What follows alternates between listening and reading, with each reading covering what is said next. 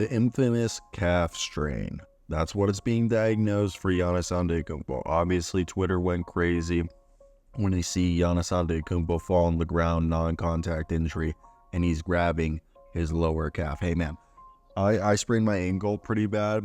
Like, I honestly think, like, I almost broke it a month or so ago. And when it first happened, it was a really weird feeling, like, because it didn't really hurt at first. I was so scared. I was, like, on the ground. I was like, no, this can't be it.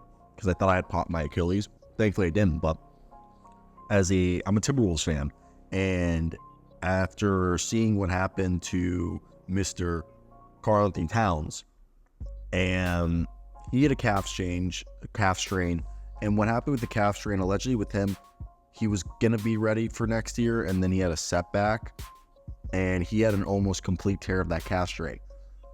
I am not a doctor, even though I'm about to start my PhD. I'm not a doctor, nor am I even going to be in a medical sense.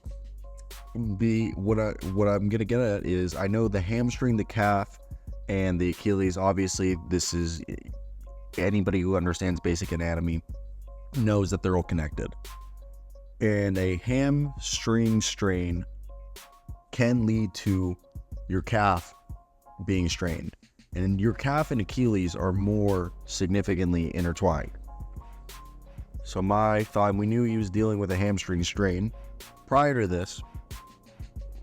And my fear is Giannis Antetokounmpo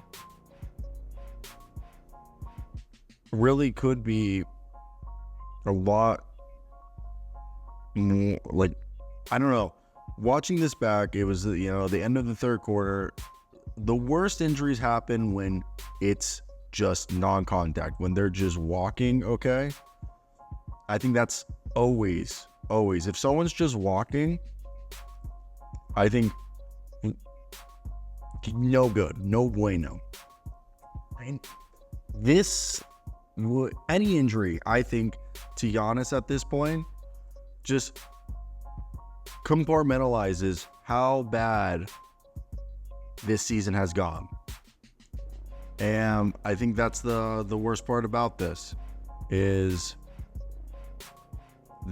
almost like the cherry on top that we've all been dreading. And I think regardless if he misses, if it's true, it's just a calf strain and he misses like a month or two. We all remember Kevin Durant coming in too quick and he popped it.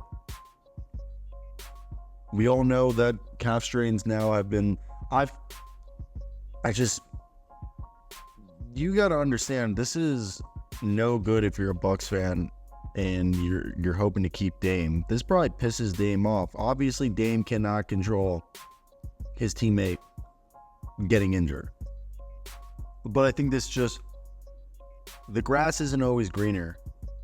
But also, he didn't want to go to Milwaukee in terms of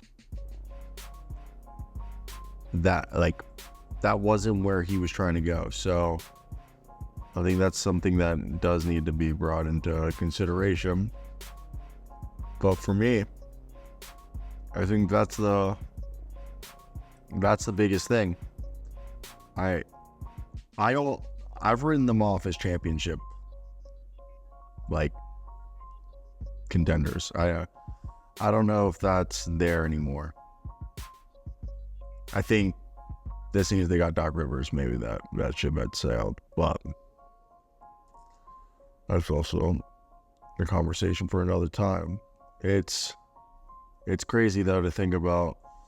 Just a little while ago, it felt like this team, everything was starting to be figured out. Now we're here, dreading that this ain't what we think it is. That's the scariest part. Because we know this team, as of right now, does not have enough to get it done without Giannis. No offense. And if they really wanted to go ahead and be a team that was trying to compete, they would take this year, try to ask Dame what he would want differently. Obviously, I would try to move on from Doc Rivers. I personally don't think that was I've said that from the beginning. I never thought that was a good move, but they definitely wanted to try it out. And look where again, this is not Doc's fault. I just want to put that out there while we're on the subject. I just want to get my Doc Rivers hate. I actually like Doc Rivers when he was with the